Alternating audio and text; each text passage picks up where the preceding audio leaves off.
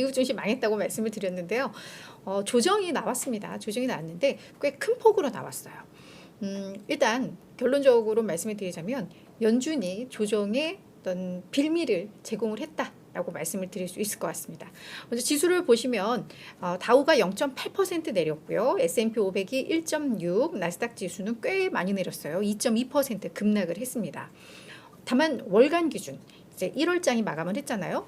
월간 기준으로는 3대 지수 모두 다 1%대 상승률을 기록을 하면서 지난 10월에 저점 찍고 나서 11월 올랐고 12월 올랐고 1월까지 해서 3개월 연속 상승세를 이어가고는 있는 상황입니다.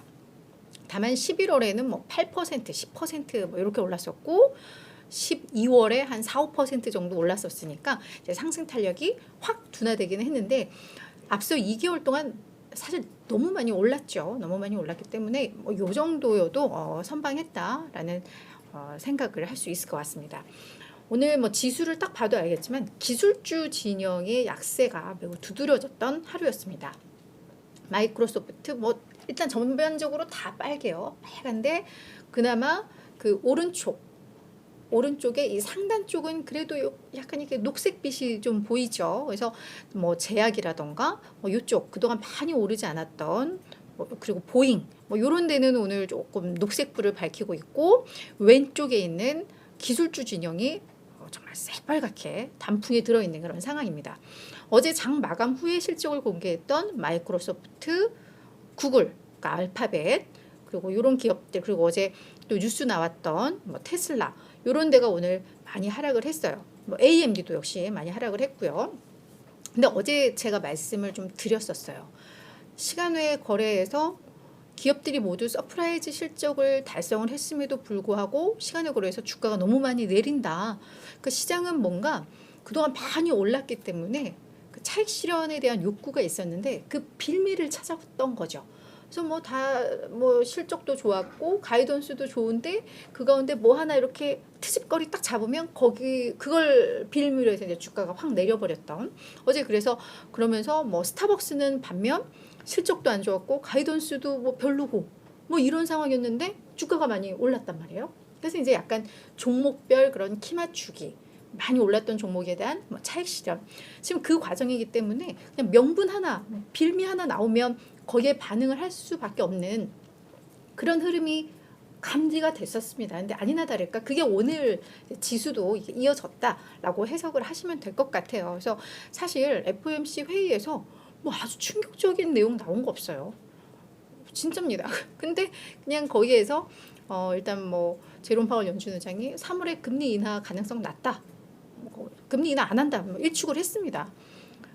우리 뭐 몰랐던 거 아니잖아요. 그죠? 그렇기 때문에 그냥 지금은 필요할 때 조정이 필요할 때 조정이 나온 거다. 그래서 시장에 대해서 두려움 가질 필요 없다. 우리 이렇게 일단 결론부터 내려놓고 가보도록 하겠습니다.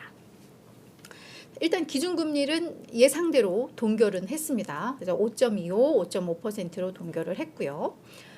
성명서 내용을 좀 보시면 성명서 내용도 긍정적인 것, 그러니까 시장이 좋아할 만한 내용과 조금 불편할 내용이 같이 섞여져 있었습니다.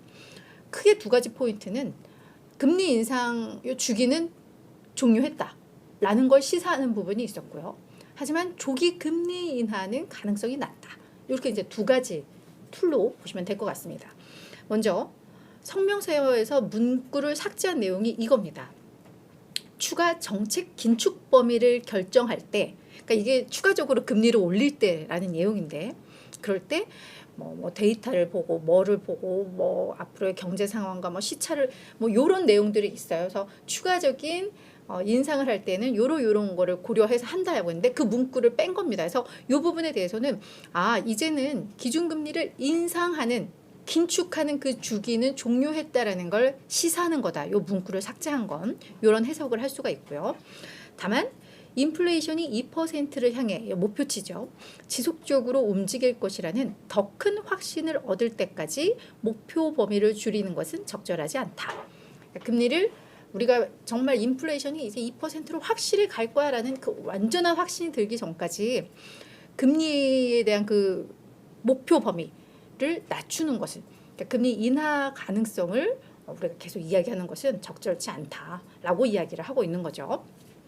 기자회견도 요 내용 뭐 거의 그대로입니다. 그래서 인플레이션이 계속 낮아지고 있는 것에 대해서 우리 환영을 하지만 인플레 목표치를 향해서 계속 가고 있다라는 확신을 위해서는 지속적으로 증거가 더 필요하다.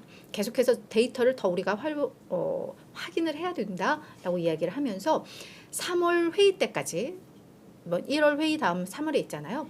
3월 회의 때까지 금리 인하의 확신을 가질 가능성은 낮다고 본다. 조기 금리 인하는 없다라는 거죠. 시장에서 그동안 기대했던 건 1월은 동결을 할 거고 연준에서도 계속 우리 너무 시장이 금리 인하에 대한 기대감이 앞서간다라고 얘기했지만 혹시라도 인플레이션 요즘 많이 낮아지고 있으니까 그래도 조기 금리 인하 가능성을 혹시라도 시사하는 게 있지 않을까? 이런 기대감은 있었죠. 근데 사실 그런 기대감은 있었지만 이게 현실화될 거라는 가능성은 낮게 봤었어요. 그렇죠? 그래서 이 내용도 충격적인 건 아닙니다.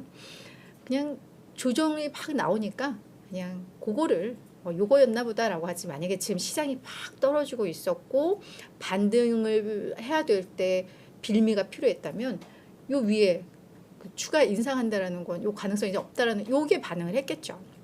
그래서 이건 그냥 빌미였다라고 이해를 하시면 될 것 같아요. 그래서 불확실한 경제 전망 속에서 인플레 위험에 우린 계속 주의를 기울이고 있고, 그래서 더 오랫동안 정책금리 목표 범위를 우린 유지할 거다라고 이야기를 했었습니다. 그래서 지금 패드워치, CME 패드워치에서는 이 트레이더들이 3월 금리 인하 기대감을 더 낮췄습니다. 오늘 회의 이후에요. 그래서 어제까지만 하더라도 3월에 금리 인하할 거야라고 봤던 전문가들이 그러니까 동결할 거야 라고 했던 비율이 한 59%까지도 이미 높아져 있는 상황이었는데, 요 기자회견 끝나고 나서 한 65.5%까지 동결 가능성이 더 높아졌습니다.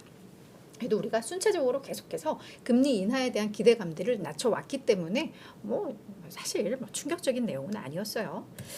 이 밖에 이제 내용들을 좀 보자면 오늘 지표들도 꽤 많이 나왔었는데요. 사실 다 괜찮았어요. 1월 ADP 비농업부문 고용 변화, 그러니까 민간 단체에서 집계한 신규 일자리 수, 이게 10만 7천 건으로 집계가 되면서 전월에 기록한 15만 8천 건 및 시장의 예상치 14만 5천 건에 크게 미달하게 나왔습니다.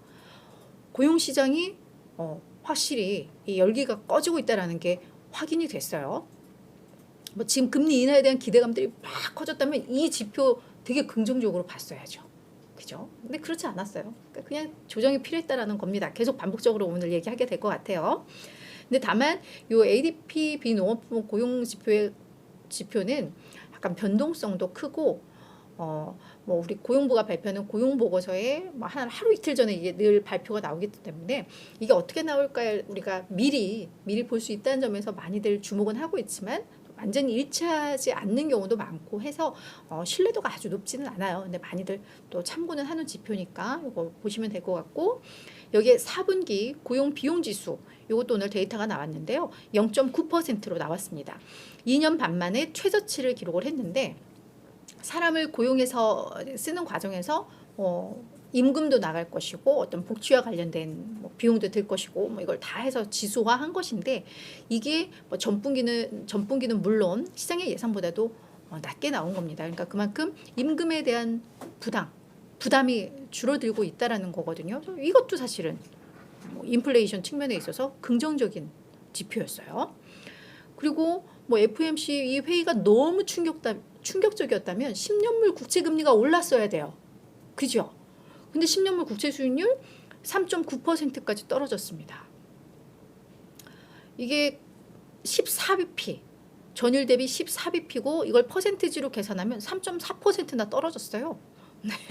그죠? 그래서 이런 걸 보면 FOMC 회의가 너무 충격이었어요. 이건 아니었다라는 거예요. 네, 계속 반복적으로 말씀드립니다. 조정에 빌미가 필요했는데 그중에 한 건 잡았다. 이렇게 보시면 될 것 같아요. 이웃TV 구독을 하시면 흥미롭고 재미있는 미국 종목 정보를 빠르게 받아보실 수 있습니다. 미국 주식이든 국내 주식이든 변동엔 이유가 있습니다. 자연히 모든 투자에도 이유가 있어야 합니다. 이웃TV가 서학 개미들의 길잡이가 되어 그 이유를 함께 찾아가겠습니다. 매주 화요일부터 금요일 오전 8시 유튜브 라이브로 찾아가는 이유 누나의 이유TV 많은 관심 부탁드립니다.